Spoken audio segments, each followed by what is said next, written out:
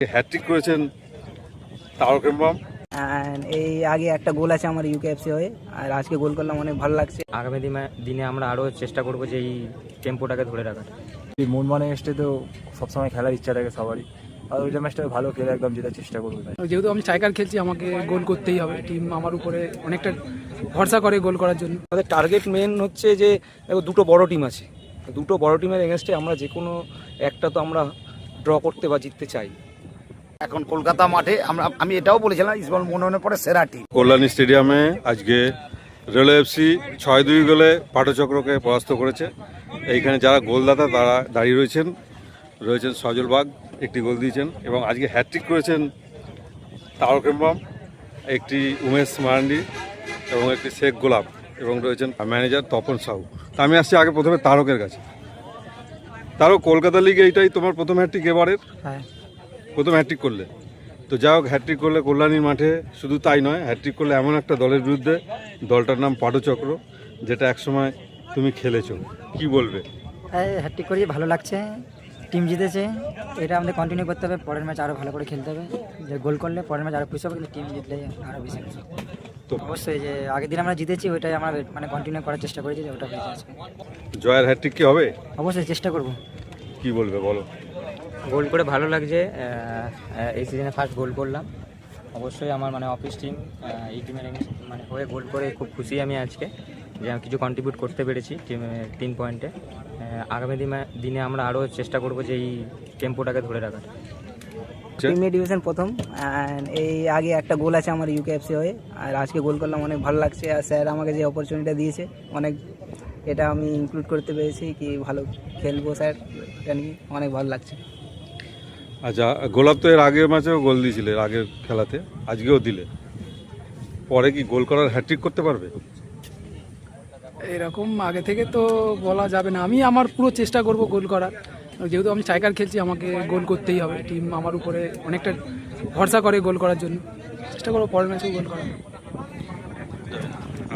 তো তপনবাবু, কতটা খুশি আজকে 6-2 গোলের রেজাল্ট? আমাদের এই টিমটা হচ্ছে এখন কলকাতা মাঠে আমি এটাও বলেছিলাম ইস্টবেঙ্গল মনোনয়নের পরে সেরা টিম, এবং সবাই তাই বলেছে।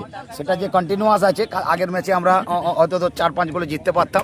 কত ট্যালেন্টেড প্লেয়ার আমাদের স্পোর্টস অফিসার ম্যাডাম নিয়েছেন, সোমা বিশ্বাস, আপনি জানেন যে ভারতবর্ষের একদম ছাকা ছেলেদের নিয়েছে। তো আমাদের তো রেজাল্ট পাওয়া অবশ্যম্ভাবী হচ্ছিল না। এবার আমরা রিদিমে চলে এসেছি, আশা করি সব কটা ম্যাচ জিতবো, এই আশা নিয়ে আমরা এখন এগোবো।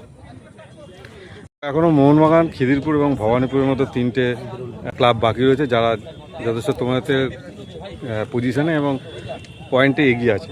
পরের ম্যাচ এখনো যায় না কার সাথে, ম্যাচ বাই ম্যাচ ভাবছি। সেরকম কোনো ব্যাপার নেই যে মোহনবাগান, ভবানীপুর, খিদিরপুর, আমাদের টিম এখন ভালো খেলছে। এরকম খেলে আশা করি আমরা ম্যাচ জিতে যাবো। ধন্যবাদ সঙ্গে থাকার জন্য।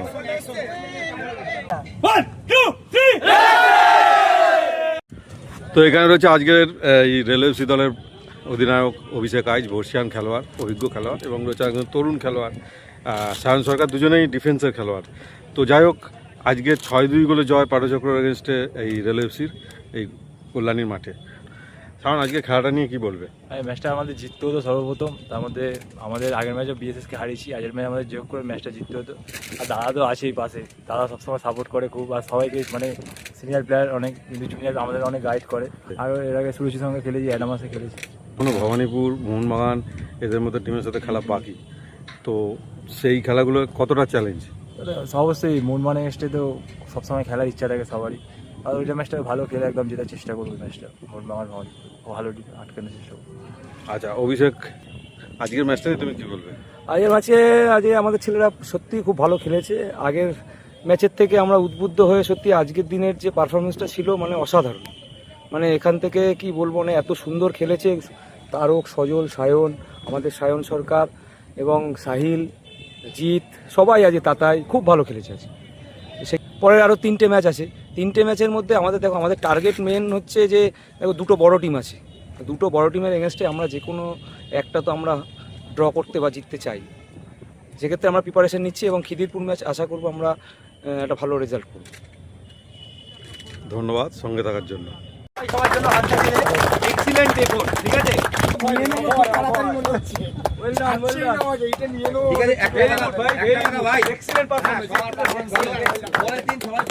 রিকোয়েস্ট করছি আর 3টে ম্যাচ আছে, যবে হোক প্র্যাকটিসটা